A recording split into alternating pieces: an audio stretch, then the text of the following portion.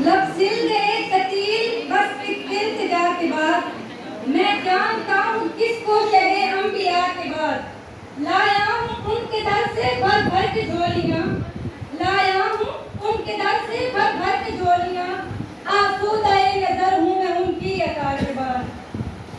کل کائنات کے لیے جب وہ ہوئے طلوع کل کائنات کے لیے جب وہ ہوئے طلوع سب چاند ماند پڑ گئے ان کی ضیاء کے بعد باقی تھا مرحلہ ابھی تکمیل دین کا باقی تھا مرحلہ ابھی تکمیل دین کا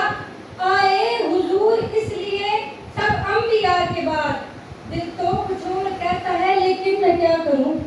دل تو کچھ اور کہتا ہے لیکن میں کیا کروں سجدہ روا نہیں ہے کسی کو خدا کے بعد دنیا میں احترام کے قابل ہیں جتنے لوگ دنیا میں احترام کے قابل ہیں جتنے لوگ میں سب کو مانتی ہوں مگر مصطفیٰ کے بعد اس کے ساتھ ہی میں بی ایڈ آنر سے ام ایمن کو تقریب کے لیے دعوت دیتی ہوں کہ وہ آئیں اور رب کو شائع کریں سیرت النبی صلی اللہ علیہ وسلم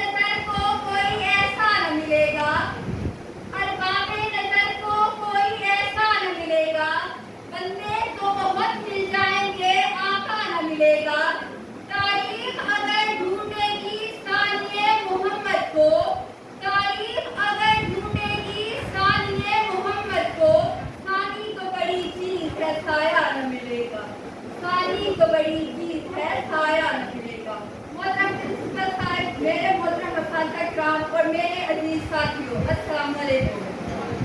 میری آج کی تقریر کا عنوان ہے سیرت النبی صلی اللہ علیہ وآلہ وسلم